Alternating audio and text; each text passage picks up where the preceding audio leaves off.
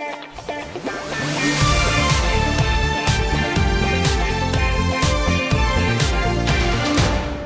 guys, welcome back to the channel. For today's video, I want to offer my thoughts on Roblox Egg Hunt 2019 Scrambled in Time, and even though I am a mainly Ninjago YouTuber, I do put any other videos that I will make on this channel. So yeah, if you don't want to check out this kind of content, then of course I will keep uploading Ninjago content regularly. But if you are into Roblox or the Egg Hunts, feel free to stick around because I will be sharing my thoughts for some of this stuff on the Roblox Egg Hunt 2019 event. So yeah, there will be some spoilers for the event. We're going to be going over it and reviewing it, and I'm, in the end, going to give it a score out of 10.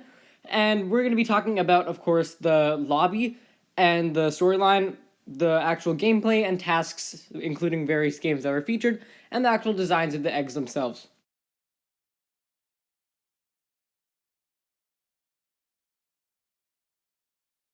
Last September, it was first announced that this egg hunt would actually be hosted in about 40 different games, with one hub connecting them all and offering different portals.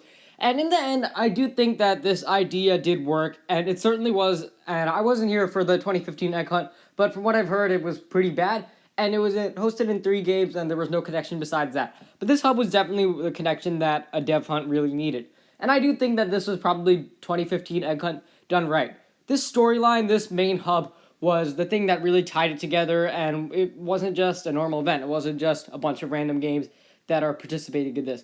And I do feel like this custom game was definitely working.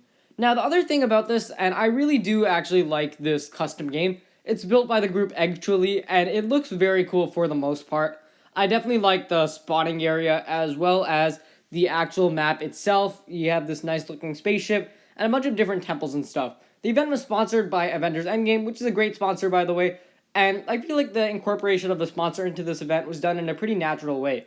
I like the Avengers Endgame eggs, and I feel like these temples and challenges here were pretty good for the most part. They didn't really feel out of place, such as in other events where, you had Nerf sponsors that really didn't feel that it fit the theme. But with this, I think they did a great job of incorporating the Avengers Endgame challenges, and the obbies were pretty fun as well. The actual main lobby is designed very nicely, and I love the main color being pink, and I think that's a great idea for the most part. The windmill is also the only real building of this lobby. The lobby did feel a bit plain at points, but I think the windmill is pretty nice for the most part, and, I could have used a little bit more building in the lobby, but for the most part, this lobby was really well done. And, I think the idea of the portals was well thought out, but kind of useless in the end since you could just join any game and you really didn't need the portals at all. But yeah, the portals were the thing that did offer guidance, and it pretty much confirmed where you had to go.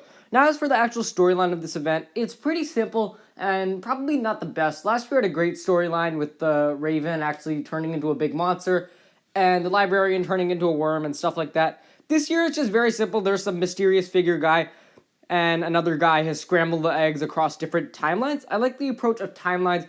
Although, the word scrambled in time that's very misleading. There is no time travel in this event. It's just a bunch of games. So I don't really think timelines is the right term for this. But yeah, I think we've really seen this a lot before, so they didn't go too creative with this year's storyline. But yeah, as for the actual boss fight itself, and big spoilers coming in, the boss is Eggwick or Evil Wick. Both names show up. And the boss fight is pretty well done for the most part. I think it's probably going to be better than last year's Amor boss fight. It just feels a bit better, and I like some of the movesets a little more.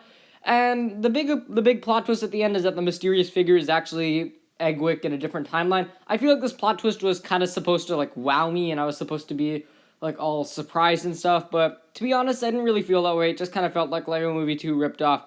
But yeah, all in all, I feel like, for the most part, they did a pretty good job with this lobby. And the storyline, although a bit simple, wasn't bad either.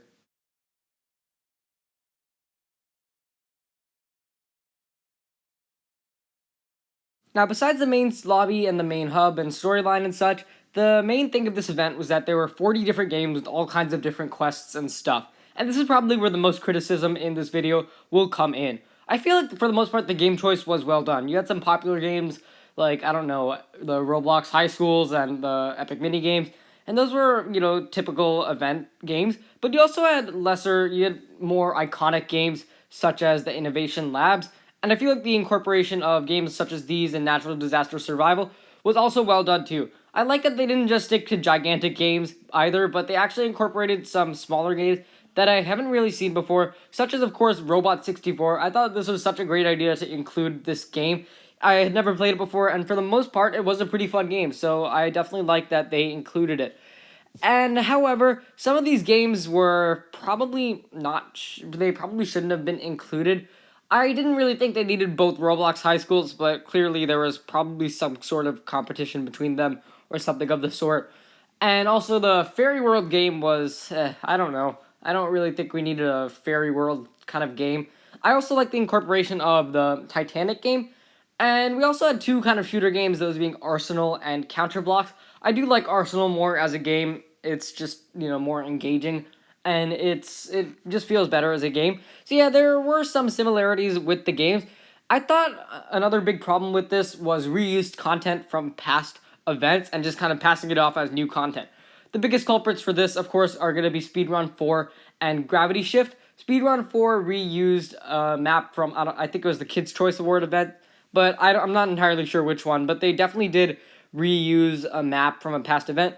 And it was very obvious. They touched it up a bit. They added some egg models and stuff. But other than that, I have to say I was very disappointed by Speedrun 4's objective and that they decided to reuse a map. Gravity Shift was the same way as well, reusing the Roblox universe map. So if you already had the cubes collected from that event, then you were pretty much set for that.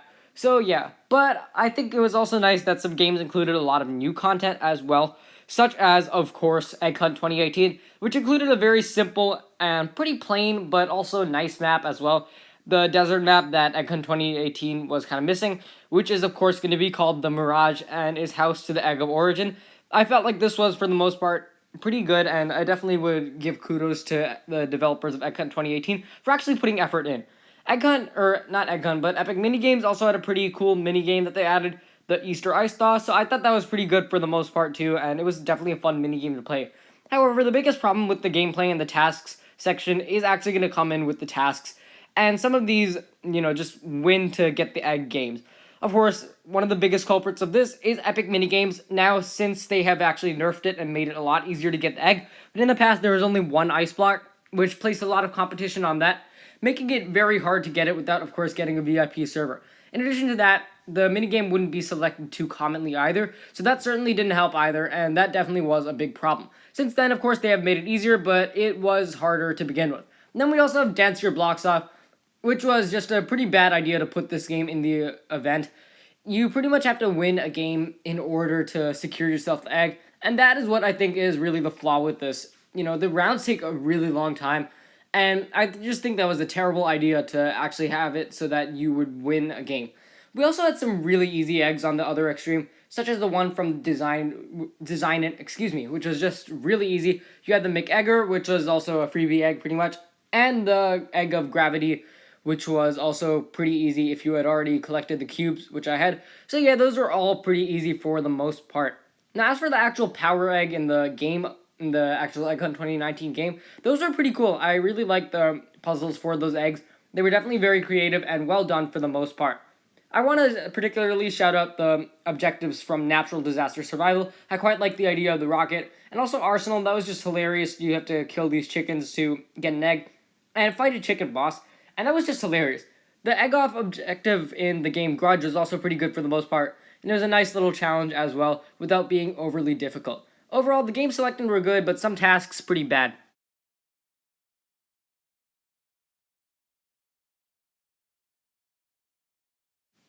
I definitely did enjoy the eggs that were featured in this year's event, and I definitely want to talk about a few ones in particular. We have the Egg of Gravitation, which is one of my favorites, and I definitely love the approach they took to this. It's definitely different from other eggs. We have the Egg Tricks, which is also really cool, and I definitely love the symbols on this as well. So yeah, this egg was definitely a big win. We also will have the Retro Egg, which was designed by a Roblox user, and it's a shame that they kind of threw this one's quest away, but it looked really good for the most part.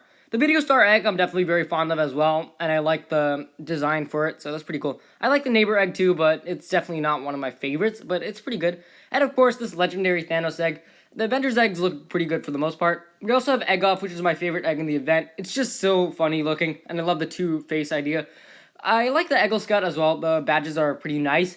And then we also have the ROBLOX KO egg, which is pretty scary looking and cool as well. For some not so good eggs, we are going to next have the Egg of Origin, which is just really drab and pretty boring. I like simple eggs, but this just really didn't do it for me. Next up, we are actually going to have the Fashionista egg, which is just hideous looking. It's just really overly complex for no good reason, and it just does not look good. We also have the Chaotic egg, which is really quite chaotic. Not terrible, but I think it could be better as well. We also do have this furry egg, which is really ugly for the most part, and I'm not a fan of this at all. We also do have the Legendary, which is really a shame. This was a boss fight egg, and I think it really should have been better. It's just not that good. It's really drab. And we have the Blocks or Chicken egg, which is just very creepy looking for the most part, but not that bad in the end. Being Roblox's supposed last event, it was a great idea to end it off with a bang, to end it off with the egg hunt. And this egg hunt incorporates materials and ideas from the past egg hunts as well, with of course mainly combining the dev hunt from 2015 with the player-made maps from 17, 16, and 18. And in the end, we got a pretty good product for the most part. My biggest problem with this were, of course, some tasks that were just totally irrational and just shouldn't have been included in there at all. And in addition to that, some of the games probably shouldn't have been there at all either. For the most part, the eggs just looked really good this year, and I was definitely very impressed by the designs. Of course, some of them are an exception, and I've already pointed those out, but for the most part, they were pretty good, and I definitely was very fond of the designs. Some of the game developers definitely put a lot of work into it, especially the ones from 15 and the Epic Mini Games developer, but it was also clear that some just didn't really put as much effort into it, and instead decided to reuse quests, especially the ones from Speedrun 4 and Gravity's Shift. But in the end, it all comes down to what the lobby was like as well, because that is really the thing that connects it all. The lobby was done very well for the most part, and I definitely liked the boss fight as well. It had a really simple story, and yeah, there were some bugs, but every egg hunt does have bugs, and that is something to naturally expect.